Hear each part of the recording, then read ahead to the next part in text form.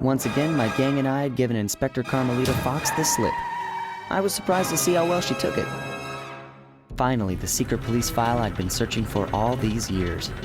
With this, I could avenge my family and regain possession of our most valued treasure. It all began when I was just a kid, bouncing on my father's knee.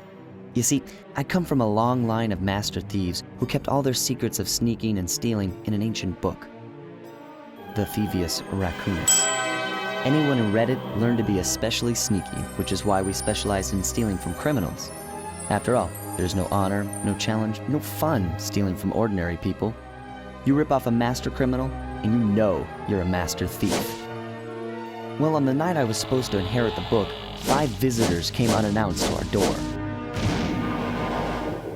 My father fought to protect us, but the gang of villains known as the Fiendish Five overpowered him and ransacked our house until they found the Thievius Raccoonus. Our family's manual of thieving greatness fell into their filthy hands. They tore the book into 5 pieces and split it up, each villain disappearing to the farthest corners of the world to commit dastardly crimes. Broken alone, I was dumped at the town orphanage. There I met 2 guys who became my lifelong buddies and trusted crew. Bentley, techno genius and strategist supreme, and Murray, part-time driver and full-time burden. Together we pledged to track down the Fiendish Five, avenge my father, and steal back the Thievius Raccoonus. I knew I was about to face the toughest test of my life. On this mission, I would either become a master thief like my ancestors before me, or fail and allow my family name to bite the dust.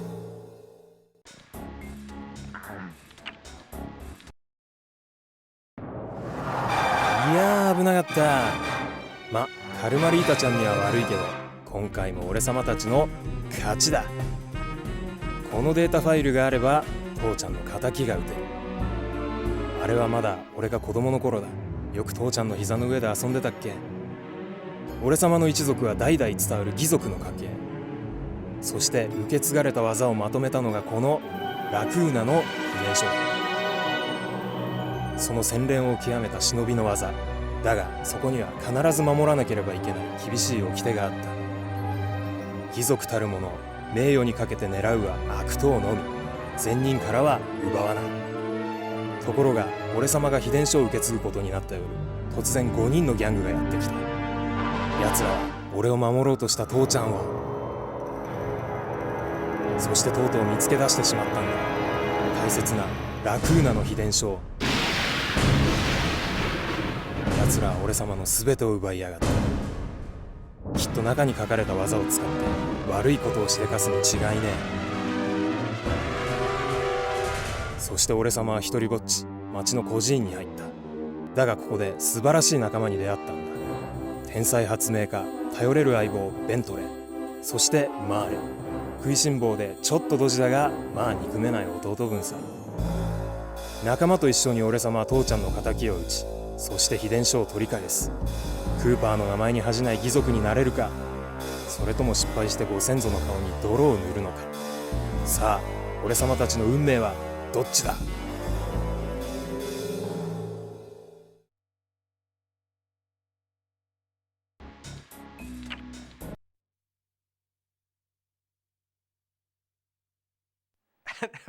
How should I describe Sly Cooper?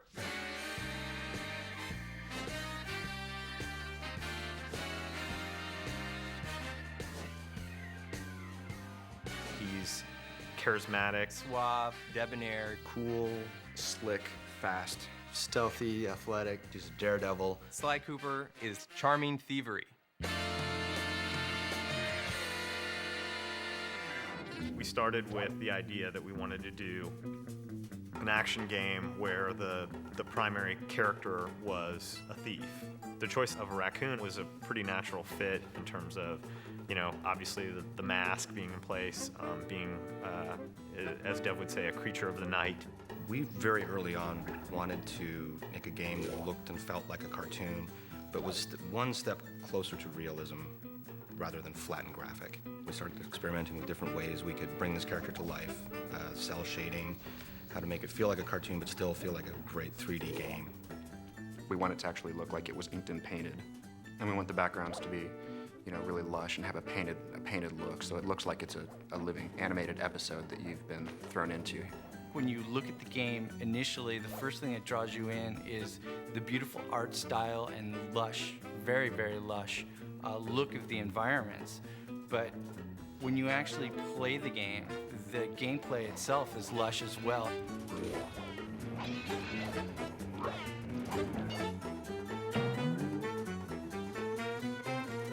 The original conception of the Sly character was a much more realistic raccoon, chubby and not quite as lithe as the character is now, and it kind of evolved as we went along. Once we got to that part where he kind of evolved into what he is now, my main job was to take him and try to put every bit of thiefiness into him that I could. He was kind of tiptoeing, and he's really like rearing back to like ease his foot forward, trying to keep all his weight back so his foot falls softly on the ground, and really try to hone his personality through subtleties in the movement and really try to push the thiefiness. Is we wanted Sly to feel really agile. We wanted him to feel like Sly could do the most amazing physical feats. You want to let the player of the game feel like they're a thief. Not like a real thief, like you wish thieves were.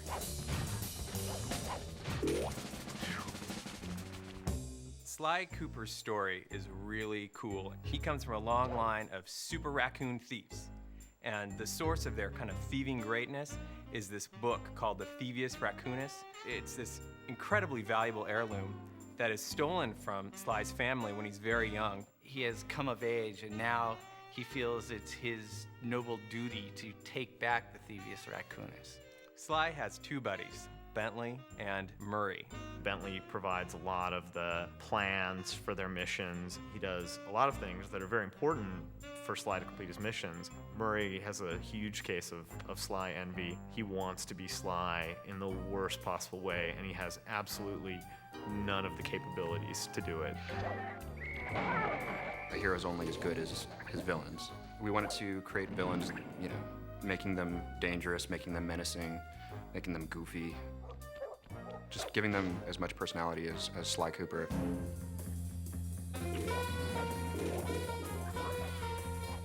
It's a super high bar being in the action-adventure category. I mean, all of the greatest games, the best games that are out there are all action-adventures. The genre is such that you have to really excel in every single phase of the game.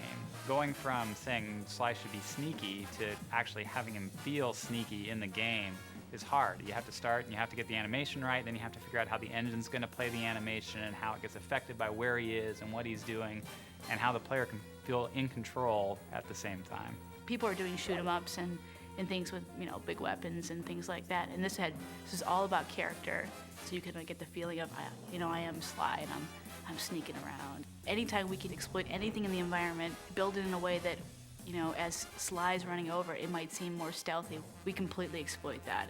And our golden rule is whatever is thiefier wins. If you want to make a game that looks different, the PS2 gives you the opportunity to do that. As a programmer, it has a ton of tools for solving all sorts of different types of technical problems. A big focus for us has been in getting our tool set to the point where the artists were really unconstrained. Artists will come to us with, they want the game to look this way, or boy, can we have a line around all the characters, the cell shading that we do, or how can we do the lighting models so that things that are bright have certain colors on them. And they have a lot of really cool ideas, and I and the other people on the programming team work on trying to get the technology put in place so that we can, you know, make those ideas happen. What we were able to do was put together our own lighting algorithm in vector units and then do the same thing for the cell borders that we put around all our characters. We could get it to all run super fast and have it all look different than other games. That was really our goal from the start, was to have a game which looked different. It's been an interesting process building a team to build a game like this. It's been great working with such a dedicated group of people. I've never really ever worked with a group I think as as hardcore as this. It really does require unbelievably talented artists, unbelievably talented programmers, and unbelievably talented designers. How you doing?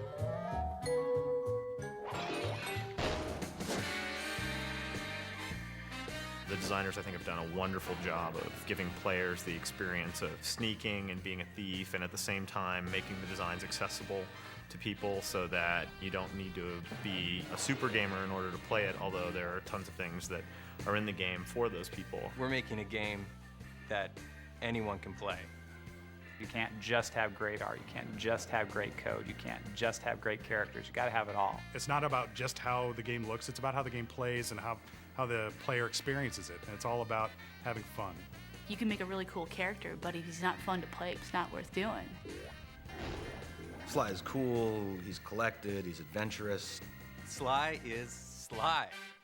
It is not a misnomer.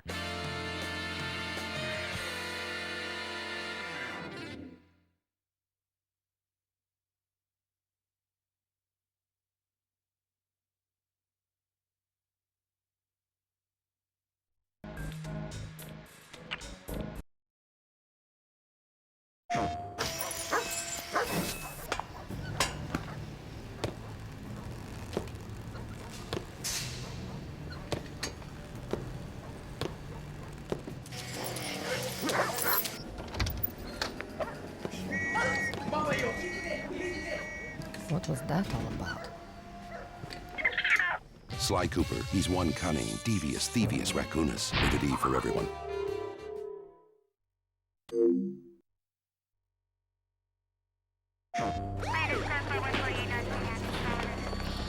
Oh, this is bad.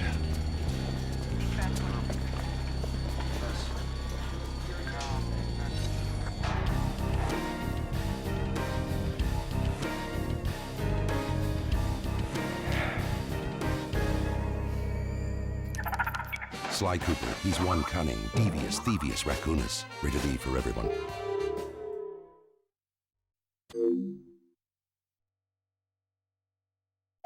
Point out a couple of pictures and then go home. Anybody you recognize here? Nah.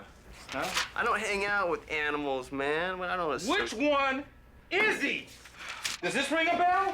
Which one? You're sitting here lying to me, wasting my time. You're a liar, and I know you're a liar. Ask me here. Is it this one? How about that one, huh? Sly Cooper, he's one cunning, devious, Thievius Raccoonus. Rated E for everyone.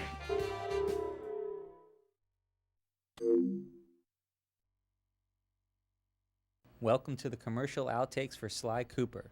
He's one cunning, devious, Thievius Raccoonus. He's also one pretty bad actor. Okay, camera's rolling and action. What was that all about? Okay, no. Can we get him to stop licking? Or where's he going? Where is he going? Alright, can he look at the camera? Not at you? Alright, what is he reaching for? The star? What is that? Alright, he's chewing an egg or a... Is he gonna hurt her? Come back here. Does he have fleas? Oh, that's crazy. I'll move the stick. Okay, he's not supposed to eat the peanuts. Could someone get another raccoon in? Oh, this is bad. Okay, smoke. Okay, less smoke. Alright, smoke. Alright, who's doing the smoke? We've got way too much smoke. Oops. Okay, very... Hello, Bandit. Okay, this is good. Wait, Bandit? Bandit, where are you going? Bandit! Hey, I know that cat. Which cat? Which cat? Where? Show That me. cat. Point him out. That cat right Where? there. What Right cat? there. Where? Ha! Where's the cat? Show me the cat. There's the cat. I don't see no damn cat. Show me the cat. Yeah. Hey, I know that snake.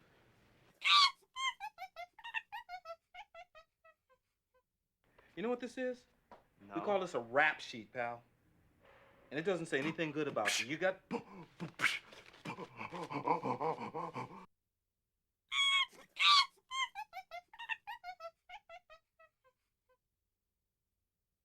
there's a lot of cops that would like to go home right. Oh, buddy. Yeah, I have to put him.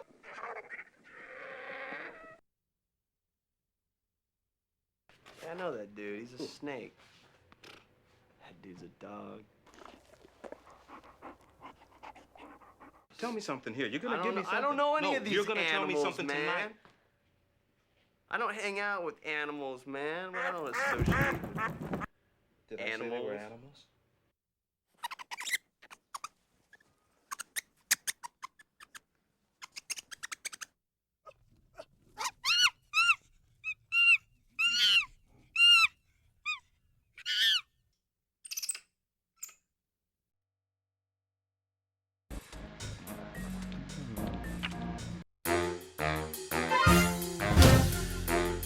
The road trip gave me the time I needed to study up on Sir Raleigh the Frog. As a young man, this hot-tempered frog grew bored of his life of luxury and privilege. On a whim, he tried his hand at a bit of piracy and found it to his liking. Raleigh, who quickly became addicted to crime, was brought into the Fiendish Five as chief machinist, where his evil tinkering genius rose to new heights. The last reported sighting of this mad machinist was off the soggy coast of the Isle o' Wrath, a small island uncomfortably situated in the middle of the perilous Welsh Triangle.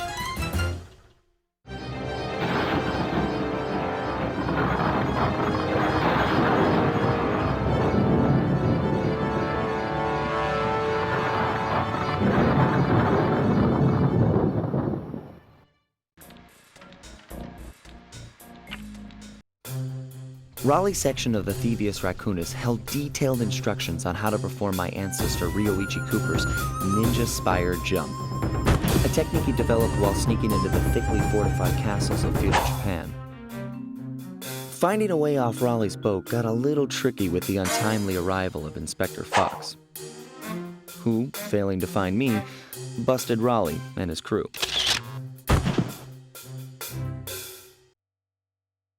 With the storm machine out of commission, boats found their way back onto the ocean, and the mystery of the Welsh Triangle faded from memory.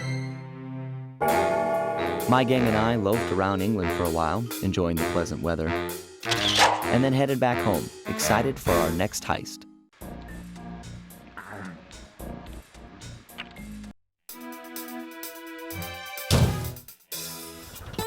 It had been a while since I'd been back in the U.S. Next up, the notorious Mugshot, ruthless muscle of the Fiendish Five. What he lacked in brains, he definitely made up for in brawn. Turns out he wasn't always that way. He grew up as the run of the litter, a neighborhood weakling. The only friends he could turn to were usually found on the big screen. It was there that he spotted his first gangster, and he knew instantly that that's what he wanted to be. He spent the rest of his youth working real hard to get there, fueled on his dreams of great power and respect. With enough perspiration, he realized that dream. He'd become a hard-boiled, street-brawling, tough-as-nails gangster, ensuring that he'd never be picked on or pushed around again.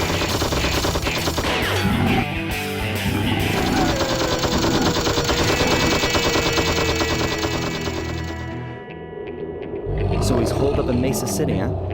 I've always wanted to go to that thriving American boomtown.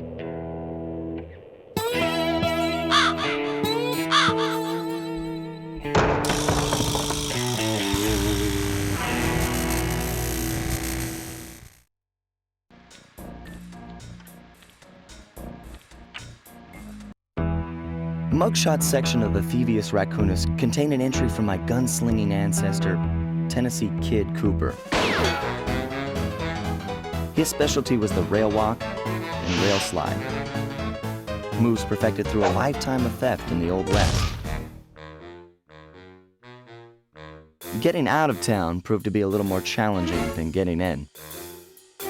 Having just missed us, Inspector Fox went for the next best thing and dragged that canine steroid case off to jail. That was the end of Mugshot's gambling empire, and Mesa City's citizens soon returned home. While me and the boys, well, we enjoyed the rest of our stay in America and then returned to Paris, ready for our next mission.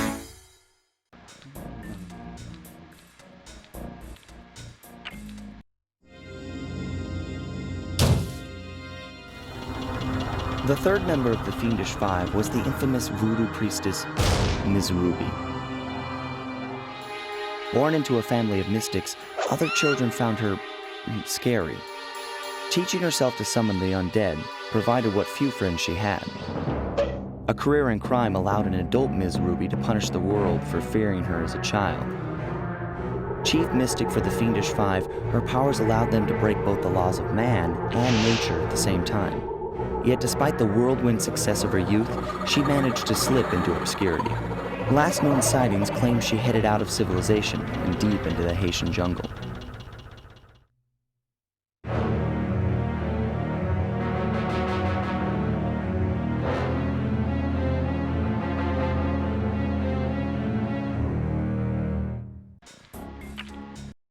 Ms. Ruby's section of the Thievius Raccoonus held notes from my pioneering ancestor, Slyton Common. His invisibility technique allowed him to steal from corrupt pharaohs and greedy noblemen.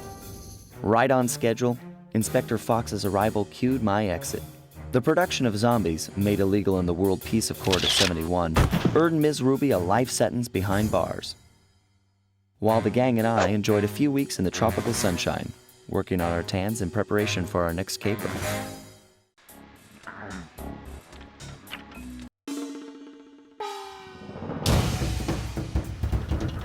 The road trip gave me the time I needed to study up on the Panda King.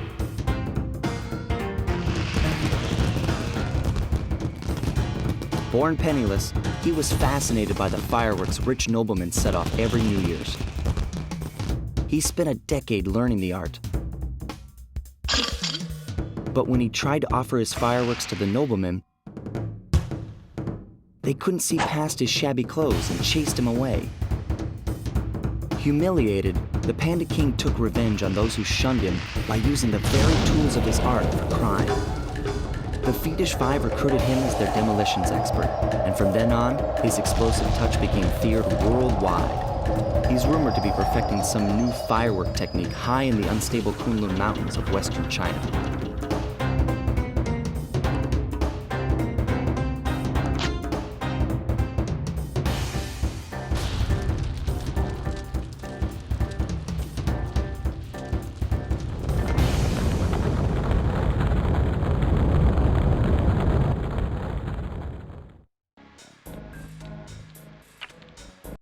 Retrieving the Panda King section of the Thievius Raccoonus gave me a chance to learn about my technically minded ancestor, Otto van Cooper. Not known for his physical dexterity, Otto relied on vehicles to aid him in his criminal endeavors. Armed with his designs, I was sure Murray would be able to make some cool modifications to the team van.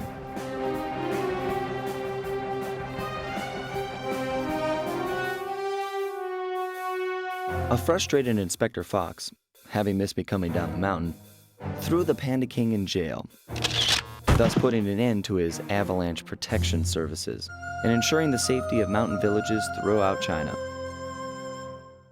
My gang and I took a little time off and did some shopping in Hong Kong. Thoroughly relaxed, we headed home to plan our next move.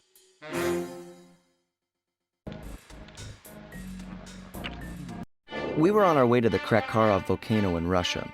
While looking over what little information I had on the final member of the Fiendish Five, I began to notice something.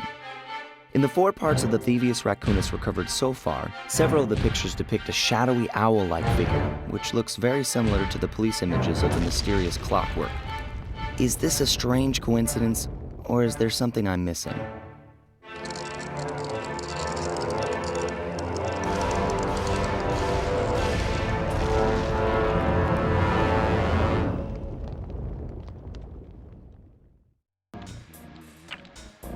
It took some tricky maneuvering, but I managed to snatch that last piece of the Thievius Raccoonus from Clockwork's claw. I had taken down each member of the Fiendish Five: Raleigh, Mugshot, Ms. Ruby, the Panda King, and finally Clockwork. I'd beaten them all one by one and reclaimed my birthright. Of course, there was no way I could have gotten here without the help of my pals. I know this hasn't been easy for them, yet they stuck with me through it all. Murray, boy, it took a lot of guts for him to get out in the field with me. I know he was scared, but he's got more heart than anyone I've ever known. And thank goodness for Bentley. Without his expertise, I'd have never found my way off that rooftop in Paris. A guy couldn't ask for a better gang of friends. Who could ever forget the lovely Carmelita? Looks like we're not going to be friends anymore. Now that Clockwork's death ray is out of commission, we're back to playing cops and robbers. I thought for sure she was going to slap the handcuffs on me right then and there. But instead, she was true to her word and gave me that 10-second head start. 10, 9, 8, 7, 6, 5, 4, 3, 2,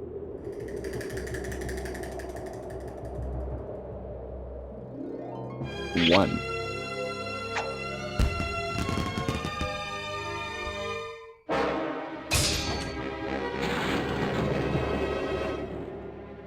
I felt bad leaving her stranded on that giant rock, but I knew it wouldn't be long before we'd see each other again.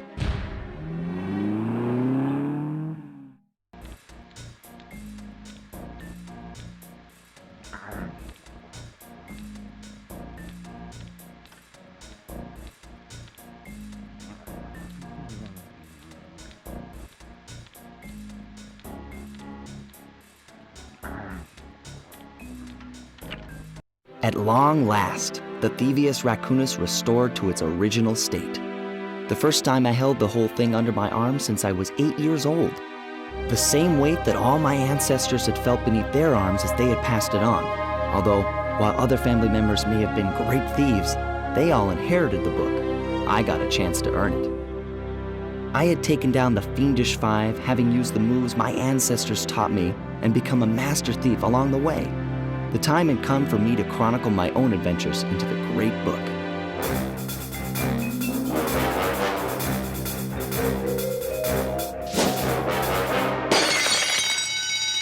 This is gonna be fun.